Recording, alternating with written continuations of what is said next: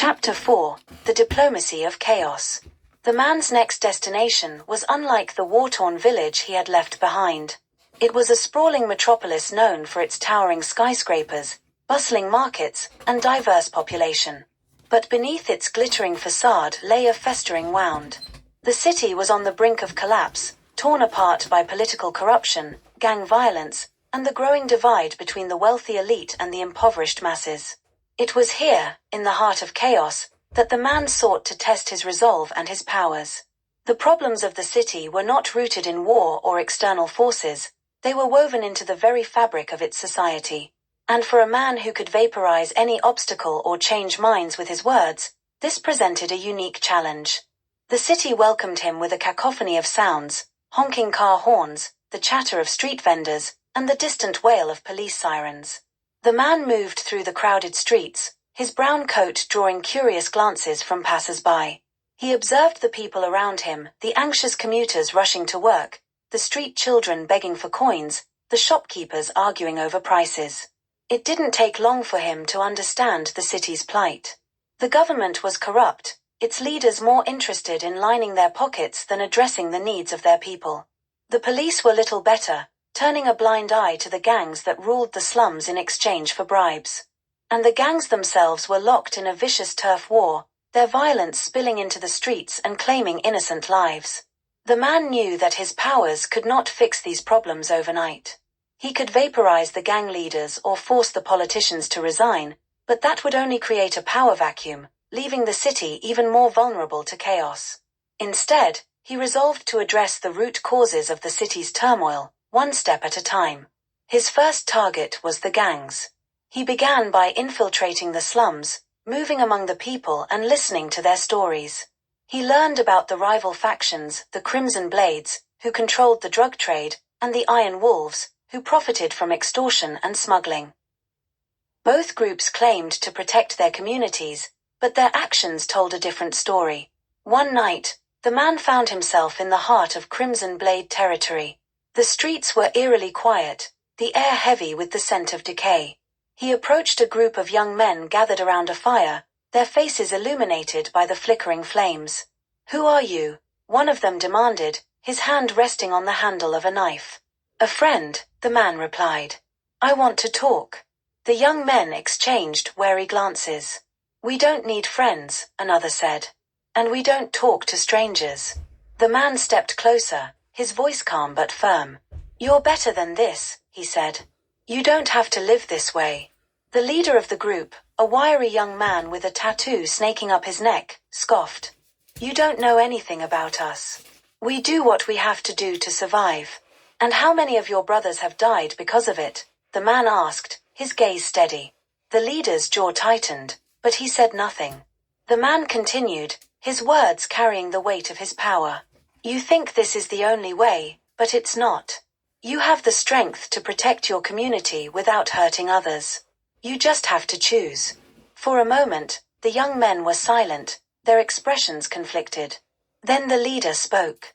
"What do you want from us?" he asked. "I want you to think," the man said. "Think about what kind of future you want for yourselves, your families, and your people. And when you're ready to change, I'll be here." The man's encounter with the Crimson Blades marked the beginning of his campaign to transform the gangs from within. He visited their leaders one by one, using his power of autosuggestion to plant seeds of doubt and hope. He spoke of unity and cooperation, painting a picture of a city where the gangs worked together to protect their communities rather than destroy them. But his efforts didn't go unnoticed. The Iron Wolves, suspicious of his influence, sent a group of enforcers to confront him. They found him in a deserted alley, his back to a graffiti-covered wall. "You've been stirring up trouble," their leader growled, a burly man with a shaved head and a scar running down his cheek. "We don't like troublemakers." The man met his gaze without fear. "I'm not your enemy," he said. "I'm trying to help." The enforcers laughed, their leader stepping closer. "Help? By turning our people against us? You've got some nerve." "I'm giving them a choice," the man replied. "The same choice I'm giving you." "And what choice is that?" The man's voice was steady. "To be more than what you've become." To use your strength for something greater than fear and violence. The enforcers hesitated, their leader's expression hardening. But before he could respond, the man raised his hand. I could destroy you, he said, his tone calm but filled with quiet power. I could end this war with a thought. But I don't want to.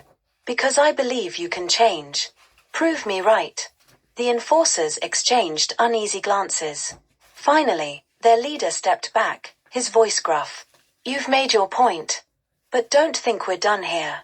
The man watched them go, a sense of quiet determination filling him. As the weeks passed, the man's influence began to spread. The Crimson Blades and Iron Wolves, once bitter rivals, started to communicate. Their leaders, swayed by the man's words, began to explore the possibility of a truce. It was a fragile peace, but it was a start. Meanwhile, the man turned his attention to the city's political elite. He attended public meetings, spoke to activists, and used his power of autosuggestion to challenge the complacency of those in power. One by one, he confronted the city's leaders, planting thoughts of accountability and empathy in their minds. You serve the people, he told the mayor during a private meeting. Not the other way round. To the chief of police, he said, justice isn't just about punishment. It's about fairness, integrity, and trust. His words had a ripple effect. Corrupt officials began to resign, replaced by reformers who were committed to rebuilding the city. The police began cracking down on corruption within their own ranks, and community leaders emerged to advocate for change. The man's efforts culminated in a citywide summit, where gang leaders, politicians, and community members gathered to discuss the future. I'm not here to tell you what to do, the man said as he addressed the crowd. I'm here to remind you of what's possible. This city has suffered for too long. But if you work together, if you choose hope over fear, you can build something better. His words resonated, sparking a wave of applause and a renewed sense of hope. As the summit ended and the city began to take its first steps toward reconciliation, the man prepared to leave. His work there was done, but he knew the journey ahead would be even more challenging. He walked out of the city under the cover of night, his heart heavy with the knowledge that true change was a long and arduous process. But as he looked back at the skyline, now illuminated by the glow of 1,000 lights, he allowed himself a small smile. It was a beginning.